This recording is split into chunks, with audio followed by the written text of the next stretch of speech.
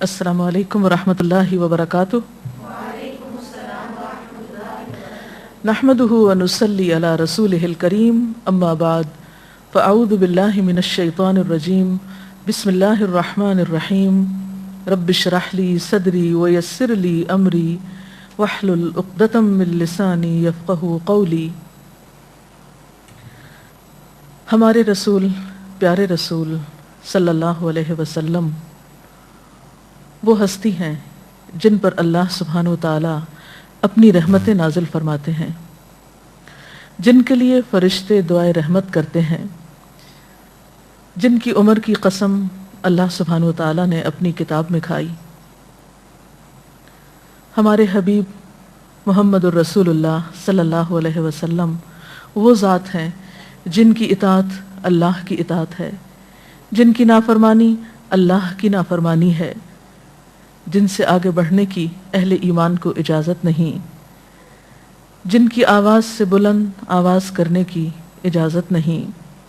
اللہ کے رسول صلی اللہ علیہ وسلم جن کی اطاعت میں جنت ہے۔ جہاں ہمیں آپ صلی اللہ علیہ وسلم کی اطاعت کا حکم دیا گیا اور اس اطاعت کو اللہ کی اطاعت قرار دیا گیا، اور جہاں آپ سے محبت کی غرض بھی اطاعت بتائی گئی، وہاں صرف اطاعت کا حکم نہیں ہمیں دیا گیا بلکہ آپ صلی اللہ علیہ وسلم کے اتباع کا حکم بھی ہمیں دیا گیا۔ قرآن پاک میں اللہ سبحانہ وتعالی فرماتے ہیں وَاتَّبِعُوهُ لَعَلَّكُمْ تَهْتَدُونَ، تم اس کا اتباع کرو تاکہ تم ہدایت پاؤ۔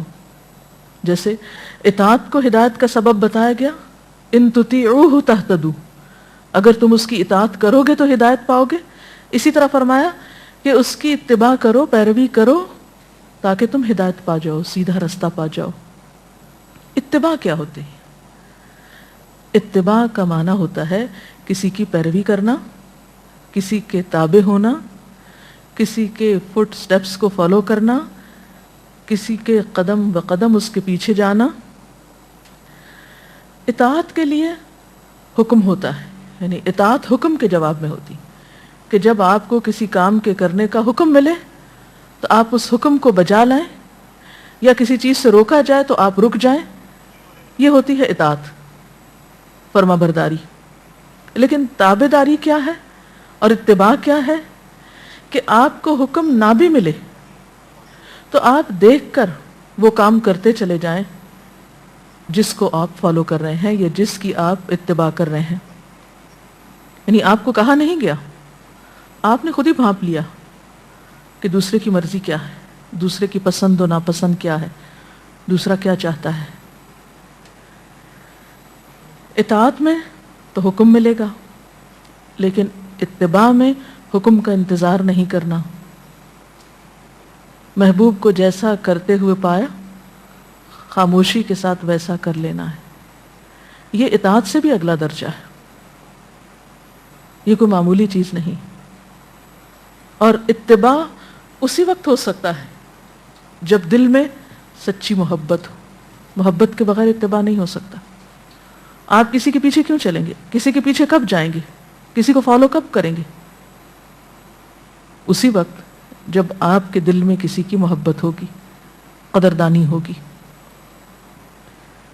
سوال یہ پیدا ہوتا ہے کہ اتباع کیوں کریں؟ ایک تو سیدھا سا جواب یہ ہے کہ اللہ کا حکم ہے کہ ایسا کیا جائے۔ فائدہ کیا ہوگا اس کے بارے میں بھی اللہ تعالیٰ نے ہمیں قرآن پاک میں بتا دیا۔ اللہ رب العزت کا ارشاد ہے قُلْ إِن كُنتُمْ تُحِبُّونَ اللَّهَ فَاتَّبِعُونِي يُحْبِبْكُمُ اللَّهُ، کہہ دیجئے اگر تم اللہ سے محبت رکھتے ہو تو میرا اتباع کرو، میری پیروی کرو۔ فائدہ کیا ہوگا؟ یحببکم اللہ، اللہ تم سے محبت کرے گا۔ اور کیا ملے گا؟ ویغفر لکم ذنوبکم، اور تمہارے گناہوں کو بخش دے گا، تمہاری نجات ہو جائے گی۔ گویا اگر کوئی شخص اللہ سے محبت کا دعویٰ کرتا ہے تو وہ محبت اس وقت تک سچی قرار نہیں پاتی جب تک کہ وہ اللہ کے حبیب محمد الرسول اللہ صلی اللہ علیہ وسلم کی پیروی ہر معاملے میں نہ کرے۔ اور کسی شخص کو اللہ تعالیٰ کی محبت نصیب نہیں ہو سکتی جب تک کہ وہ اتباع نہ کرے کس کا؟ رسول اللہ صلی اللہ علیہ وسلم کا. اور پھر گناہوں کی بخشش کے لیے بھی آپ کا اتباع لازم ہے. ایک اور جگہ پر قرآن پاک میں اللہ سبحانہ وتعالیٰ فرماتے ہیں فآمنوا باللہ ورسولہ النبی الأمی الذی یؤمن باللہ وبکلماتہ واتبعوہ لعلکم تہتدون. ایمان لاؤ اللہ پر اور اس کے رسول نبی امی پر، وہ جو اللہ اور اس کے کلمات پر ایمان رکھتا ہے، اور اس کا اتباع کرو تاکہ تم ہدایت پا جاؤ. اور اس میں ہم دیکھتے ہیں حضرت انس رضی اللہ تعالیٰ عنہ کے بارے میں، وہ کہتے ہیں کہ صحابہ کرام کے اندر اس درجے کا اتباع تھا کہ جب آپ کی طرف سے کوئی بات پتہ چلتی آپ کی پسند و ناپسند کے بارے میں تو اس پر کوئی قیل و قال نہیں کرتے تھے. مثال کے طور پر جب شراب کی حرمت کا حکم آیا اور لوگ ایک جگہ پر بیٹھے شراب پی رہے تھے، تو جو ہی انہوں نے سنا کہ شراب حرام کر دی گئی ہے اور اللہ کے رسول صلی اللہ علیہ وسلم نے اس سے منع فرمایا، تو کسی نے یہ نہیں پوچھا کب، کیسے، کیوں، کیا وجہ، اور ابھی اگر ہم اس کے بعد ایسا کر لیں، نہیں. یعنی صحابہ کرام کے اتباع کا عالم یہ تھا کہ وہ کسی قسم کی حجت بازی نہیں کرتے تھے آپ کی پیروی کرنے میں. اور یہی وجہ ہے کہ اللہ سبحانہ وتعالیٰ کی محبت ایسے لوگوں کے لیے واجب ہو گئی جو اللہ کے رسول صلی اللہ علیہ وسلم کو اس درجے میں چاہیں اور اس درجے میں آپ کی بات مانیں. اور ویسے بھی اللہ تعالیٰ اپنے بندوں کو کیسا دیکھنا چاہتا ہے؟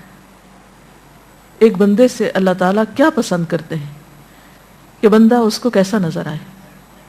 اس کا معیار قرآن پاک میں ہمیں دے دیا گیا کہ جیسا اس نے اپنے حبیب کے لیے چاہا اور اسے ہمارے لیے نمونہ بنایا.